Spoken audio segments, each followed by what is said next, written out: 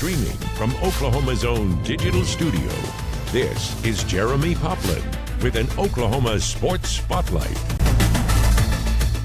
Coming up on this edition of the Digital Desk, we want to welcome you in this afternoon as we recap SEC Media Days from last week in Atlanta, where the Oklahoma Sooners met with the media, and we got our first one-on-one look with John Mateer, Brent Venables, and several Oklahoma Sooner players, where the Sooners were voted to finish 10th in the SEC this season by the media. Texas, by the way, picked number 1. On this edition of SEC Recap, we'll hear from John Mateer, the new quarterback for the Oklahoma Sooners, the head coach, Brent Venables, and then where does Greg McElroy from ESPN, former quarterback from Alabama, you might know him as well from his radio show in Birmingham, Alabama, where does he have the Sooners picked, and what's the level of expectations for the Sooners in year 2 of the SEC? So without further ado, let's throw it back to Atlanta, where last week Toby Rowland had an opportunity to catch up with the new quarterback for the Sooners coming in from Washington State.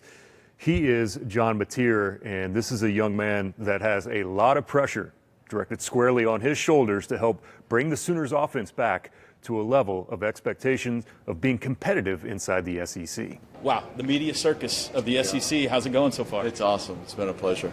Answered a lot of the same questions, but it's great. Yeah. I would imagine this is a little different than maybe past media days that you've been through. I've never been to a media day. I didn't go last year for Washington State. It was Pac-2 media day, so I'd imagine it'd be a little different. But I didn't go. I was not our rep. What is your excitement level for playing in this league? Very high. I mean, it's a challenge, but it's an opportunity. And the atmospheres and the game days, and there's nothing else like it. I'm really excited. I want to ask you about a couple of guys on the offensive side of the ball. What have you seen out of Jaden Ott so far? He's been real promising. I mean, he came in the summer. It's not easy to come into a team and you got 2 months to get ready before fall camp. But he's done a great job learning the offense, learning the players, building relationships. It hasn't been easy, but he's just jumped right in, and he's done a great job. Building chemistry with your wide receivers and your offensive line, what's that process like for you? It takes time. In this team and any players, it takes time. It takes a lot of dedication just to stay in the building and talk. And so me and Troy, the center, talk all the time. He's one of my great friends at Washington State. And a lot of the receivers, we hang out, and we'll talk ball a lot, and I love them. I love all these guys. They brought me in just like they wanted to be brought in. A lot of us came in at the same time, so we're going through the same stuff. We relate real well, and everybody's doing a great job. Which wideout begs for the ball the most so far? Begs for the ball? You know, I haven't really dealt with that much here. Yeah. We don't have, a real bad diva. Yeah. So I can't give you an answer there, thank goodness. I'll check back with you mid-season. We'll see how it's going. What do we need to know about Ben Arbuckle? What do Sooner fans need to know about their new OC? He loves football, and he loves Oklahoma, and he's going to do everything he can to win a game and score touchdowns. What do you like about his system? Why does it fit you so well? I'd say it's built for a quarterback, and then it's not always built for a quarterback that can run, but me being able to run adds a whole other element. And it's a lot of fun. We spread it out.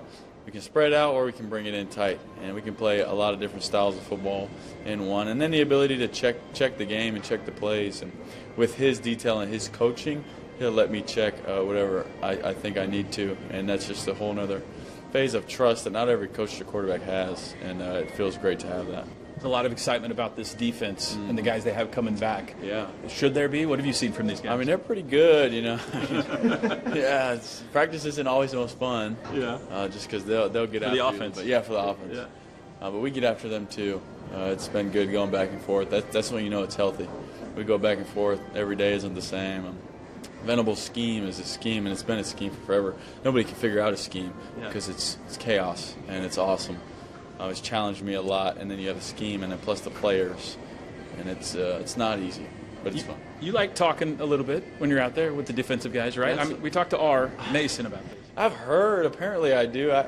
I don't. I mean, you don't think you're a trash talker? I mean, apparently, I am. Right. I just, the more you play against the same defense over and over, it's like, dude, it's like get out of my face, like. Yeah. And to me, a lot of times it's not a tackle.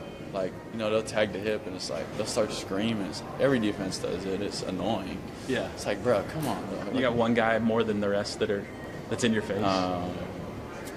Our Mason gets there here and there. Yeah. He's like a little mouse, though. No, I'm just talking. Nah, but it's RJ Spear. I mean, both guys here, they'll talk their talk, and G-Baby, or Grayson Halton, we call him G-Baby. Sure, yeah. Yeah, they'll I'm the nickname guy around here. That's you. Okay. You stay in your lane. All right, you throw passes. Final question: has it sunk in yet that you're going to take the field as a starting quarterback at Oklahoma this fall? Probably not. I'd say I've put in the work like it has, and I've done everything I can. Like, I've taken a step up from last year, the amount of time I'm in the building and doing work on my own time. Definitely taking a step up, but I don't think I can ever replicate or put in my mind what it's going to feel like to go out there week one. Got to love that energy, that sense of entitlement of being the starting quarterback that John Mateer has already brought to the University of Oklahoma without even playing one snap in the SEC so far. And calling one of his defensive teammates a mouse, got to love that as well. That gamesmanship back and forth, and Oklahoma tends to be at its best when you've got a quarterback with the personality that John Mateer has shown so far, at least through SEC Media Day and everything we've learned about him leading up to just a few days away now from the start of fall camp. Speaking of fall camp, the man that will be leading the Oklahoma Sooners onto the field, Brent Venables. Year 2 for the Sooners inside the SEC. Year 1 did not live up to expectations. This is a building process for Brent Venables to get this team back to a level of competitiveness inside the SEC. Where could they end up falling this year? Well, the media picked him 10th, but Brent Venables has higher expectations than that as head coach of the Oklahoma Sooners. Toby Rowland had a chance to catch up with the boss of the Sooners. That's Brent Venables. Coach, this is your second SEC Media Days. I've heard you talk a lot today about the experience you have coming back this year, especially compared to last year. Can you compare how you feel today to how you felt a year ago about your team? I think there's a little bit more that we know about our team, but I'll be honest, really felt that if everything played out right, like you wanted it to, you stayed healthy, that we had a team that could, where everything goes right, we could compete in the playoffs and be that type of a team a year ago. So, unfortunately, we'll never know, and it certainly didn't work out that way. But I feel fantastic, the experience that we gained, the experience that recruited through the portal. You know, now it's blending everybody together, and that has been very palpable. I've seen that transformation, relationships, trust, brotherhood, guys hanging out. We've been really intentional about trying to create a lot of those opportunities, nurture that. I think you recruit guys that are organically, naturally that way, and then we've got to do a good job as a coaching staff to foster that and develop that too. What kind of a difference have you already seen that John Mateer has made on the field, locker room, otherwise? Yeah, just confidence. And I think that was gained through a lot of hard work, a lot of humility. John's a guy's guy. He's wide open. He's a guy that has a tremendous capacity, and it quickly revealed itself, I would say. He is a relentless competitor, but at the same time, he's got really broad shoulders when it comes to taking responsibility for both the bad and the good. Yeah. And he brings out the best in people. You know, he's able to naturally have real relationships and trust and respect with the other side of the ball. And he lets Coach Buck and anybody else coach him, really hard. And so that part has been really evident to everybody. But I think some early success in spring ball, and the offensive staff and the players celebrating those little dubs that you get every day. And I don't ever want to get away from that. And it was a big play. It was a touchdown during whatever drill. I mean, why else are you doing the drill if you're not doing it to win? And constantly creating a game rep mentality. Something's on the line every time you go to practice, and really nurturing that. Some teams latch onto that even more. Sometimes it's just one side of the ball. And some guys have the mindset, it's just practice. But this has been a team collectively that has bought into something's on the line, every time we line up and compete against each other. You did a great job of retention on the defensive side of the ball, especially going into this year. What excites you the most about this defense going into the season? I just have seen a lot of growth and maturity. I think we have 6 players. This is year 4 from our first recruiting class. So there's tremendous carryover and continuity from that standpoint. They understand the standards. They're defending those standards every single day. But I think we have, potentially elite playmakers at all three levels. Again, I said this a lot. It's not coach speak. It's something I inherently believe. But it don't matter, R. Mason, what you did last year. That game don't owe you nothing. Yeah. And just because you had success last year doesn't guarantee it. But having a group of people that believe in that, they trust that, they see that. And because it can't mean more to me than it does to them. And so, because I really believe, because that's how you grow. It's like you're not satisfied. There's always somebody better than you. You're gonna be judged by what you just did. Like you are what your record says you are, right? Yeah. It's the same thing for the players. And you are what your tape says, and what your resume says. That's your tape. And so, those pieces. We've added a few new guys. In Marvin Jones and Kendall Daniels, but it's like a guy like Dom Williams, wherever he was last year, and he helped us play, pretty good defense. But he has been on another planet when it comes to his work ethic, his willingness to strain every day, his leadership, his effort. I mean, it's night and day. And I told him, I said, you will not get drafted if you don't improve. And he, instead of having feelings that were hurt and coach picking on me, or man, maybe I'll go in the portal, and he took it as coming from a place of love and respect for knowing what it takes. And man, he has just elevated. And when you do that, that makes everybody around you better. And I just one example of it's David Stone taking another ginormous step. To learning how to strain, how to compete, and how to show up every day, and challenging the people that are around him. And Kendall Daniels coming in and not doing anything other than every time he gets out there, man, he makes something good happen. And the other players embracing him as well. Or see a guy like Kendall Dolby come back and let the alpha be the alpha. He's awesome. And his spirit, his heart, his toughness, his competitiveness, his DNA is real, and might be our most fiercest competitor on our team. And so losing that last year, and I said it then, and I thought guys like Sammy Omasigo and Desan McCullough, they all kind of stepped in and did a nice job. And but losing Dolby last year and his spirit, he's a dog. He's a dude that loves to compete. He's a guy that, wants you to challenge him, and that's what the best players do. And that's what I think this is a defense that wants to be challenged. This is a group that wants to be held to an incredibly high standard. This is a defense that, if push comes to shove, man, that they want to have the broad shoulders to win the game. Final question: when you have Michigan in week 2, how does that help maybe focus the guys in a fall camp or a summer or spring, or does it matter? Yeah, no, I think that, everything matters, and I think them knowing the challenges that are in front of us. Listen, Michigan won the national championship 2 short years ago, and they got a lot of great players, not good players, elite, great players in a program that is playing their best football at the end of the year. They beat the national champion in Ohio State. I think that was 13-10, and then they turned around and beat Alabama, in their bowl game. And none of it was by fluke.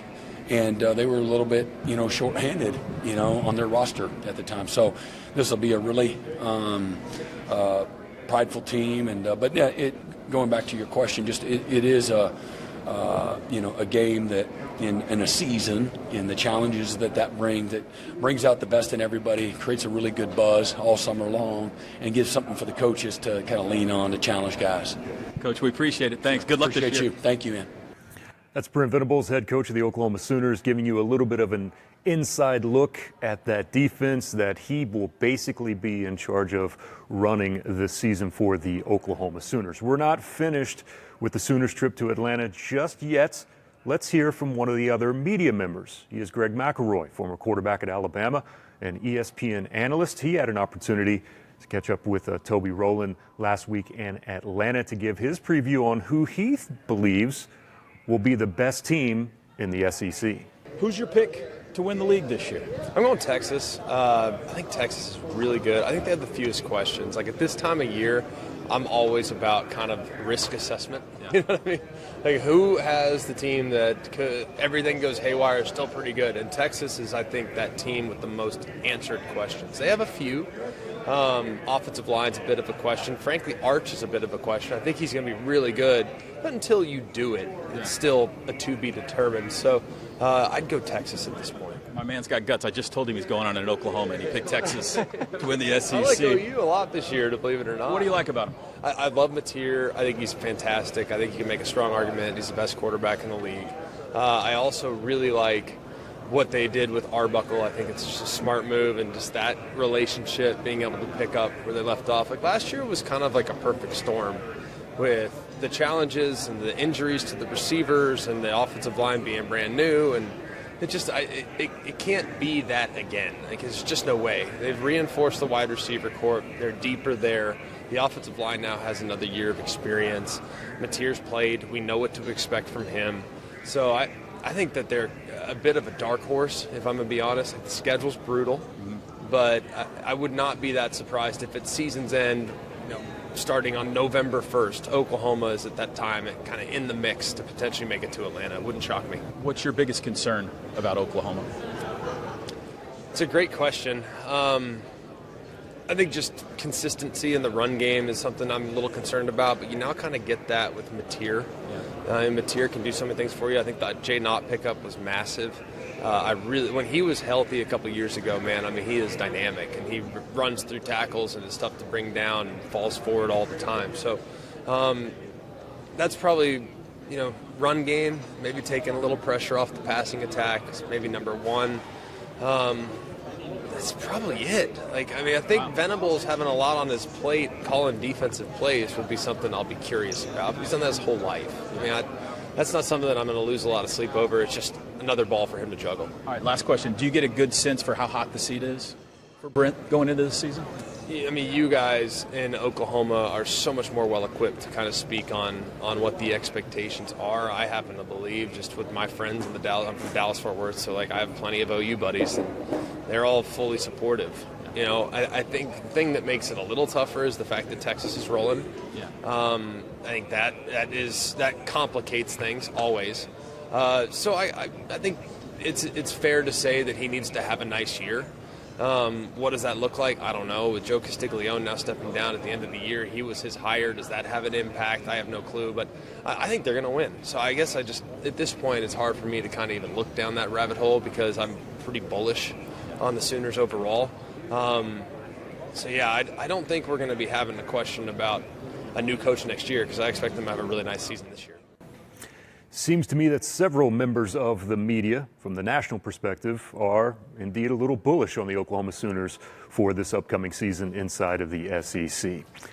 We'll hear more from national media members coming up in part number 2 of our SEC recap, along with some of the Oklahoma players who had a chance to sit down with Chris Williams from News 9. Thank you so much to Toby Rowland. Thank you to John Mateer, Brent Venables, and of course Greg McElroy that you heard right there at the very end from ESPN on his thoughts on the Oklahoma Sooners. Stay tuned for recap 2 from SEC Media Days. That'll be coming up here shortly. And also want to thank you for tuning in here live from the digital desk. Remember, check out all of our content, news9.com and newson6.com if you're in Tulsa as well. Thank you for watching this Oklahoma's own digital studio sports presentation. Stay with News 9, online and on television anytime for the latest news, weather, and sports.